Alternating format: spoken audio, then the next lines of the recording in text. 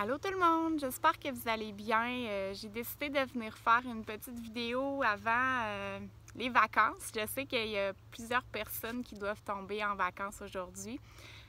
Puis j'avais envie de venir vous parler de l'importance de ralentir. Parce que c'est ça, tu sais, dans les dernières années, j'ai réalisé que pour moi, ce qui a fait la grosse différence, ce qui a fait en sorte que ça s'est mis à mieux aller dans ma vie, c'est vraiment le jour où j'ai décidé de prendre du temps pour moi, de prendre soin de moi, de ralentir le rythme de ma vie, puis d'arrêter d'être constamment occupée à un million de choses, d'être dans ma tête, d'être ailleurs, d'avoir un million de choses toujours qui se passent dans ma vie. Puis un peu de cette façon-là de me couper un petit peu de ce que je vivais vraiment à l'intérieur. Puis j'ai envie que vraiment dans ce groupe-ci, ce soit un endroit où est-ce que justement vous prenez du temps pour vous arrêter. Puis c'est pour ça que les vidéos, vous allez voir, vont être vraiment dans un mood très slow. Je veux que vous preniez le temps de vous asseoir, d'écouter ça, puis prendre un temps pour vous, puis pour votre croissance personnelle, pour votre bien-être. Donc, pourquoi je pense que en fait c'est un problème de constamment être à la course, de constamment avoir un million de choses à faire, d'avoir un million de choses en tête tout le temps.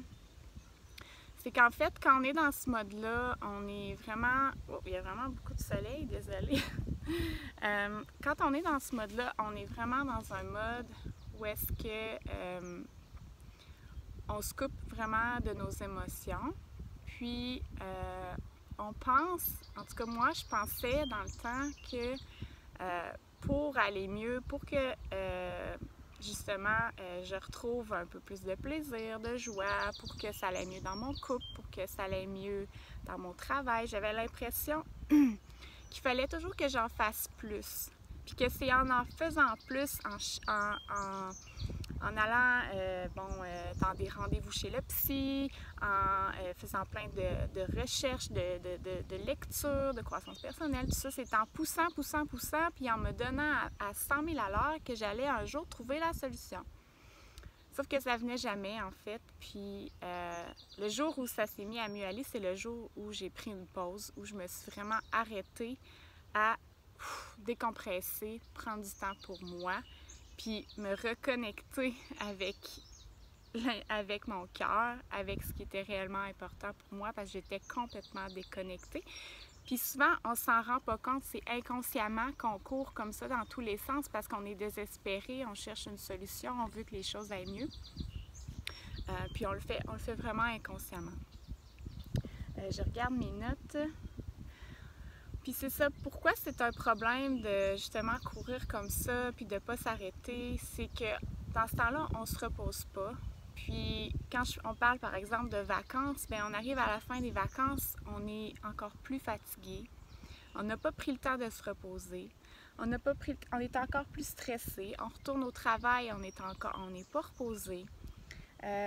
Après ça, pendant les vacances, ben on risque d'être en conflit avec les gens qu'on aime parce qu'on est fatigué, parce qu'on devient irritable.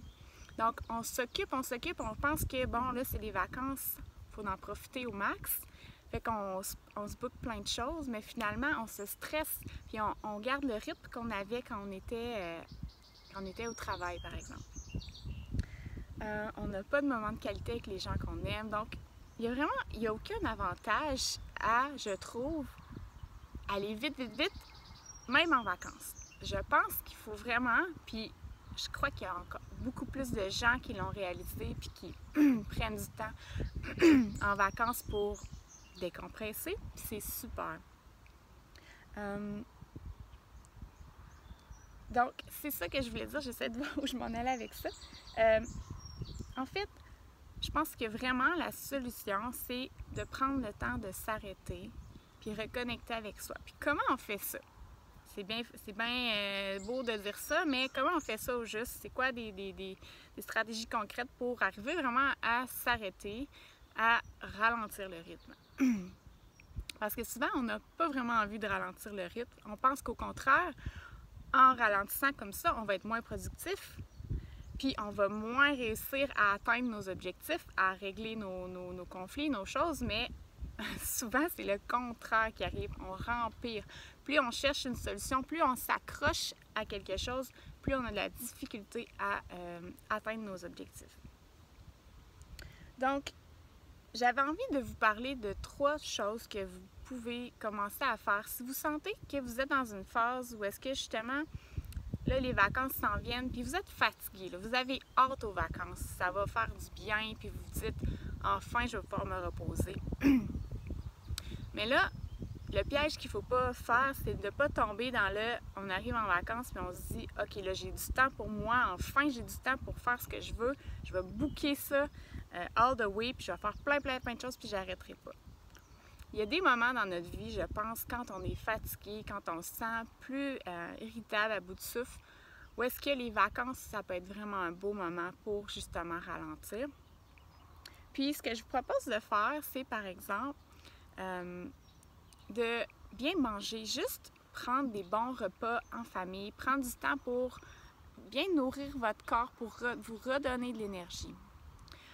Après ça, de prendre soin de votre corps en bougeant, mais pas de façon excessive. Souvent, quand on est fatigué, puis je me ramène à moi il y a 4 ans, quand je venais pour faire de l'exercice, puis je partais, je faisais de la course, du vélo, un petit vélo de route, puis c'était toujours, je me donnais à fond, mais j'étais tellement fatiguée, j'étais tellement dans une période où j'avais accumulé énormément de fatigue, que d'aller faire ces activités-là, ça m'en enlevait encore plus, ça me tirait tout le jus qui me restait. Fait que ce que je vous propose de faire, c'est de ralentir, faire des activités plus douces qui vont vous aider à prendre soin de vous, à vous recentrer, à vous calmer. Donc, faire du yoga, après ça, de la nage, c'est une belle activité qui est plus douce, plus smooth, de la marche. Donc, essayez de revenir à des activités plus mollo pendant les vacances si vous sentez que vous avez une fatigue accumulée et que vous voulez vraiment vous reposer. Puis, prendre du temps pour soi. On n'en prend pas assez. Je sais que quand on arrive aux vacances, on veut en profiter avec les gens qu'on aime, on va être là à 100%, on va faire plein de choses avec eux. Mais si on ne prend pas soin de soi au départ, puis on s'embarque dans plein d'activités, mais qu'on est encore fatigué de notre année qu'on vient d'avoir, qu'on a tant attendu aux vacances, qu'on a tant besoin de se reposer, ben on sera pas à notre 100% avec les gens, avec notre famille, nos enfants, notre chum, on ne sera pas au meilleur de nous-mêmes. Donc, il ne faut pas se culpabiliser pour prendre du temps pour soi. Au contraire, il faut être fier de le faire puis se dire, je prends du temps pour moi parce que je sais qu'après, je vais être plus présente, je vais être là à 100%, puis je ne vais pas entrer en conflit tout le temps parce que je suis irritable, fatiguée avec mon monde. Donc, voilà, j'avais envie de vous partager ça aujourd'hui en espérant que ça va vous inspirer à ralentir pendant les vacances si c'est quelque chose que, si c'est un besoin que vous ressentez, de vous le permettre parce que la vie va vite, puis je pense qu'il faut vraiment se permettre de ralentir, de prendre soin de soi. Puis là-dessus, j'avais envie de vous raconter justement une petite histoire par rapport à moi. Tu sais, quand je vous disais que moi, quand ça s'est mis à mieux aller dans ma vie, c'est vraiment le jour où j'ai décidé de ralentir. Bien, en fait, c'est que je me suis rendue à un point où est-ce que j'étais tellement épuisée, fatiguée, de tout le temps donner mon 100% pour régler des conflits qu'il y avait dans ma vie. Beaucoup au niveau de mon couple, c'était très difficile pour moi. Entre autres parce que je m'aimais pas, puis je m'en rendais pas compte. J'avais très peu confiance en moi. Puis en fait, j'ai développé de la jalousie. C'est vraiment pas quelque chose de quoi je suis fière, mais en même temps, aujourd'hui, j'en parle parce que je trouve ça important. Je sais qu'il y a d'autres personnes comme moi qui vivent probablement ça, puis qui ont de la difficulté à s'en sortir. C'est vraiment pas quelque chose de facile à surmonter. Puis moi, je me suis rendu compte que quand j'ai consulté, j'ai jamais n'y a jamais personne, aucun psychologue, rien qui a jamais réussi à m'aider à surmonter ça. Même qu'un jour, il y a quelqu'un qui m'a dit que la jalousie, c'était extrêmement difficile là, de s'en sortir. Puis que, c'était pratiquement, il est en train de me dire, tu devrais comme te faire à l'idée que tu t'en sortiras jamais.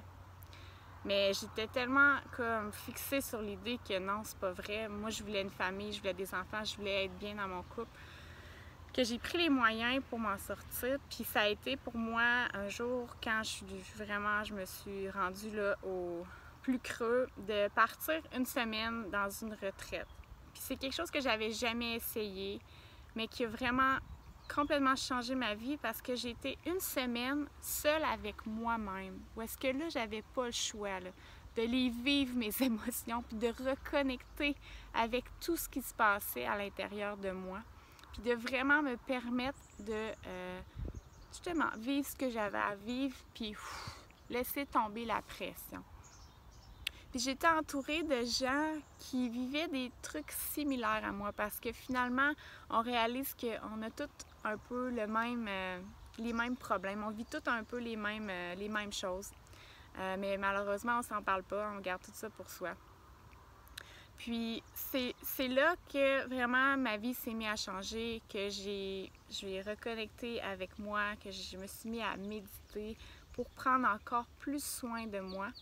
C'est là que j'ai compris que j'avais une valeur, puis que j'avais un potentiel à l'intérieur de moi. Il fallait juste que je prenne le temps de le retrouver, de retrouver un amour envers moi, puis tout ça. Mais ça a vraiment pris un arrêt, une pause, puis des gens qui me comprenaient, qui avaient vécu ce que j'avais vécu, ou qui vivaient ce que je vivais, pour m'en sortir. Puis aujourd'hui, ben, je veux vous dire que si vous êtes dans une situation comme ça, où est-ce que vous sentez que vous êtes un peu à bout de souffle, vous avez essayé plein de trucs, mais que rien ne fonctionne, puis que vous êtes vraiment à bout, puis vous avez envie que les choses changent, bien, ce que je vous suggère, c'est vraiment d'essayer de trouver une personne qui a vécu ce que vous avez vécu, quelqu'un avec qui vous connectez, quelqu'un en qui vous avez confiance, puis de vous donner un temps d'arrêt pour aller voir qu'est-ce qui se passe, puis retomber en amour avec vous. Puis ben, je voulais vous dire dans le fond que moi, c'est sûr que je l'offre ces services-là. Fait que si vous sentez une connexion avec moi, vous aimez mon message, ben n'hésitez pas à me contacter. Je vais mettre un lien dans le bas de ma vidéo où est-ce que vous allez pouvoir aller lire sur mes services, c'est quoi, puis voir si c'est quelque chose qui pourrait vous parler. Donc, j'avais envie de vous parler de ça, puis peut-être que c'est pas moi, peut-être que c'est quelqu'un d'autre, qu'il y a un psychologue ou il y a une thérapeute quelconque qui peut vous aider. Peut-être que vous avez envie d'une retraite. Donc, suivez votre cœur, c'est super important. Mais ce que je veux vous dire, c'est que vous n'y arriverez pas en poussant toujours. Je n'y suis jamais arrivée. Ça m'a pris 4 ans avant de le réaliser. Ça m'a pris en fait plus que 4 ans, plusieurs années avant de le réaliser, qu'il fallait qu'à un moment donné, j'arrête, que je tire la plug, puis que je ralentisse, puis je prenne soin de moi pour pouvoir être plus heureuse, bien dans mon couple, bien avec les autres. Donc, je finis là-dessus. Merci tout le monde d'avoir écouté, à ceux qui ont écouté jusqu'à la fin. Je suis vraiment contente que vous soyez là. Le groupe grandit, donc si jamais vous n'êtes pas dans le groupe, venez vous joindre à nous. Ça va être une super de belle communauté. Puis là-dessus, je vous souhaite de belles vacances, des vacances slow si c'est ce dont vous avez besoin, ou des vacances all-in à voyager, à faire plein de trucs si c'est ce qui vous appelle, puis vous avez l'énergie pour ça.